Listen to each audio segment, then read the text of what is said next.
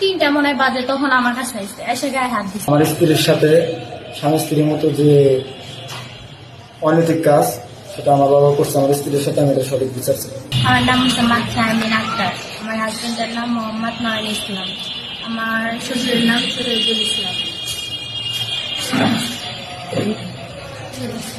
আমার প্রথম এভাবে ছিলাম যে থেকে আমার শ্বশুর নিয়ে আসার পর 10-12 দিন থাকতে থাকার পর আমি গেছি ঢাকা। তারপর থেকে আমার শ্বশুর থেকে নিয়ে আসার পর 2 থেকে 3 দিন থাকছে। তারপর একদিন পর রাত্রে সন্ধ্যার দিক দেখ আপু আমার কাছে গেছে। আমি বলছি কি হয়েছে, আপনি এনে কে?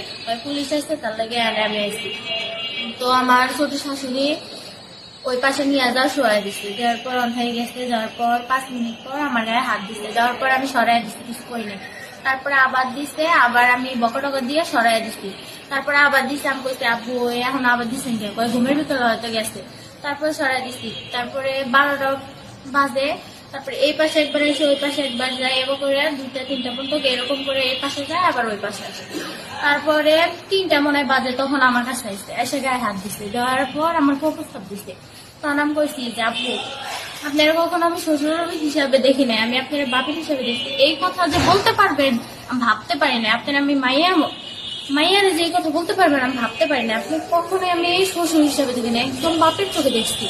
তারপরে কথা হচ্ছে দেখো তুমি আমার দাও, তোমার পাশে আমি জীবনেও আইমো না, এখান থেকে আমি যাবো গা। তুমি যখন দেখো আমি ওখান থেকে ফোনও দিব না, জীবনে আর আইমো না, এনে তোমার ওই কোনো যোগাযোগ রাখবো না, একবার দাও, কেউ যদি জানে কি হইব।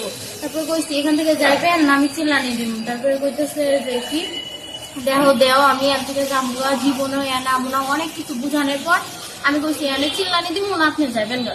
তারপরে কইতেছে যে আচ্ছা কি। তারপর থেকে যাওয়ার সময় করতেছে যে কি ভালো করলি না, কাজটা ভালো করলি না। তখন আমি কইছি ভালো করছি না সেটা আমি দেখি।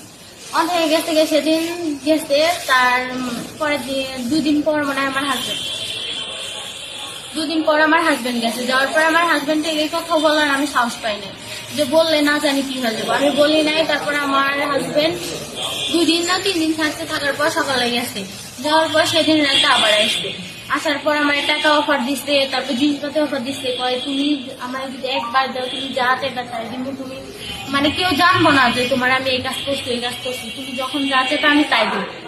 আমি বলছি আব্বু আপনি যে এই কথা বলতে পারলেন আমি ভাবতেও পারি না। আপনি কখনো আমি শ্বশুরের চোখে দেখি নাই, বাপের চোখে দেখছি। আর এই কথা যে আপনি বলবেন আমি ভাবতেও পারি নাই। একদিন বলছেন আমি আপনার না করেছি, তারপরে আবার নেক্সট টাইম এসে কয় যে দেখো তুমি যখন তোমার কসমেটিক লাগবো, যখন যা লাগবো আমি সবই দিব, তুমি একবার আমার দাও। তারপরে কইছি যে আপনি তো বাপ নামের কলঙ্ক। তারপরে আমার কইতেছে যে কি আমার লোক জর্জবতা করতেছে। জর্জবতা করার পর আমি সারতে না পেরে আর চিনের লোকে বাইরে আসতে, তখন আবার ছুরি আসছিল, ছুরি আমার গলায় ধরছে। তারপর তুই চিল্লানি মারাস, এটা তো তোর শেষ করে দিই। কারণ আমি চিল্লানি না, ওই যে টিনের শব্দ হয়েছিল আমার দেওয়ার উঠছে। ওটার পর আম্মুরে কইছে আম্মু, তারপরে কয় কি কস। ওখান থেকে আবার আব্বু কইতেছে তুই যদি এমন কথা কস তাহলে তোর এই সুবিধা মাইনে নিবি। তারপরে আমি মনে আর কিছু বলি নাই। সেদিন গেল, যাওয়ার পর সকাল হওয়ার পর সে ঢাকা যাবো, ঢাকা যাওয়ার জন্য রেডি হয়েছে। রেডি হওয়ার পর সে রাস্তায় গেছে। যাওয়ার পর আমার ছোট শাশুড়ি আছে, আমার শ্বশুর শাশুড়ি ডাক্তারের কাছে গেছে। ওখান থেকে আমার শ্বশুর আবার ঘুরে এসে আয়াহেরা আমার শাশুড়ির কাছে ব্যাগ দিয়ে দিছে। দেওয়ার পর সে সন্ধ্যাবেলা 8 বাজার ঘুরে নিয়ে আসে। বিকেল টাইমে তোমার আমার 1 গ্লাস দুধ নিয়ে আসে, আমার কাছে 1 গ্লাস দুধ নিয়ে এসে আর একটা ওষুধ নিয়ে এসে। নিয়ে আসার পর কয় শারমিন এটা খাও। আমি বলছি আম্মু দুধ খাবো না। কয় না খাও, তোমার শরীর অনেক ক্লান্ত, খাও। তারপর ওষুধ দিচ্ছে। আমি বলছি ওষুধ কি লাগে? কয় তোমার শরীর অনেক ক্লান্ত, তো এটা সরকারি হাসপাতাল দিচ্ছেন, তুমি এটা খাও, খাইলে ঠিক হয়ে যাবে। আমি বিশেষ করে খাইছি। খাওয়ার পর যে ঘুমায় গেছি, ঘুমাতে পারবো না। আর আমি এই নিয়ে তার গাড়ির কাছে সোজা বিচার চাইছিলাম। বিচার চাওয়ার পর স্যার বলছে যে আমি আর আগে পাশে নাই। তো আমি সবার কাছে বিশ্বাস চাইছি, কিন্তু সবাই আমার বিশ্বাস দেয় নাই। তারপরে আমার হাজবেন্ডকে দিয়ে চাচারা সবারই বলাইছি। বলার পর চাচারা সবাই কইছে আমি আর আগে পিছে নাই। তারপরে মেম্বার চেয়ারম্যানের কাছে গেছি, হেরাও কইছে আগে পিছে নাই, হেরা কিছুই করে নাই।